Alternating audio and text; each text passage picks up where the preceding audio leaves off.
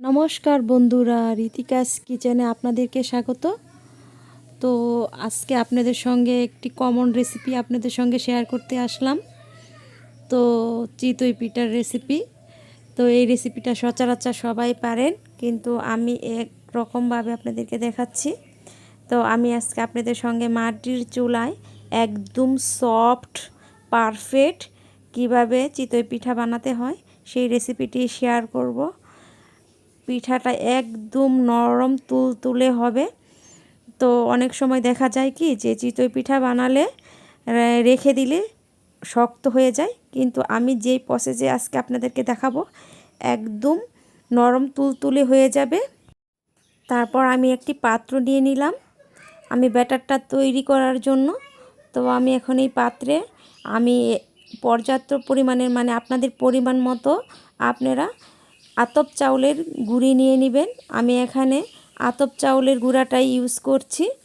তো আতপ চাউলের গুঁড়াটা দিয়ে চিতই পিঠা বানালে একদম পারফেক্ট সুন্দর নরম তুলতুলে হবে দেখতে এবং খেতে অনেক ভালো লাগবে। এখানে দেখেন আমি আতপ চাউলের গুঁড়ি নিয়ে নিয়েছি আমার পরিমাণ মতো। আর এখানে মেজারমেন্ট কাপের 1 কাপ আমি নিয়ে নিচ্ছি আটাটা দেওয়ার কারণ হচ্ছে যে পিঠাটা একদম নরম তুলতুলে হবে। এখন এই দুটি উপকরণ আমি একসাথে মিক্সড করে ভালো মতো মেখে নিচ্ছি, একসাথে সম্পূর্ণটা মেখে নিচ্ছি। তারপর আমি দিয়ে নিচ্ছি 1 স্পুন লবণ। আপনাদের স্বাদ মতো আপনারা লবণ দিয়ে দিবেন। তারপর লবণটা এই মিশ্রণের সাথে ভালো মতো মেখে নিচ্ছি। তারপর আমি এখানে আধা কেজি পরিমাণের হালকা কুসুম গরম জল দিয়ে নিচ্ছি। তো আমি গরম জলটা অল্প অল্প করে দিব আর ব্যাটারটা ভালো মতো গুলে নিব।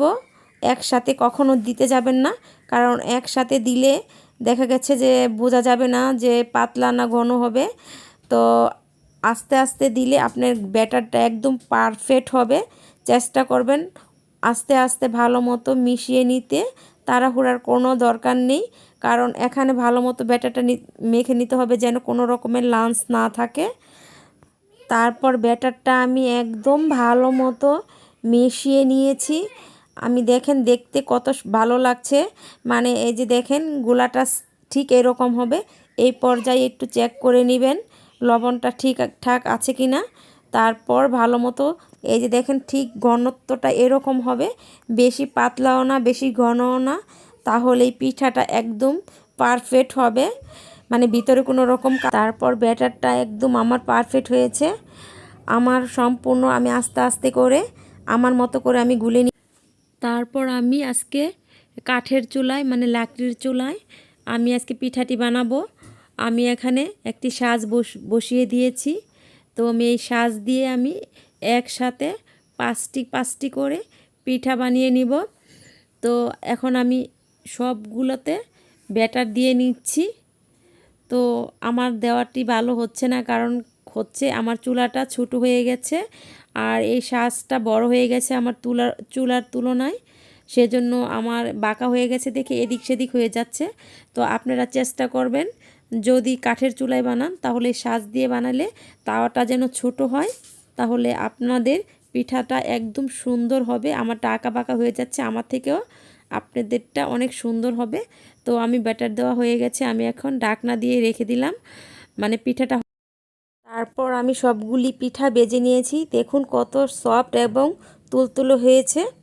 তো আমার রেসিপিটা যদি ভালো লাগে অবশ্যই আপনারা বাসায় ট্রাই করবেন। আমার চ্যানেলটিকে অবশ্যই সাবস্ক্রাইব করে আমার পাশে থাকবেন, আর পাশে থাকা বেল আইকনটি অবশ্যই ক্লিক করে দিবেন তাড়াতাড়ি নোটিফিকেশন পাওয়ার জন্য।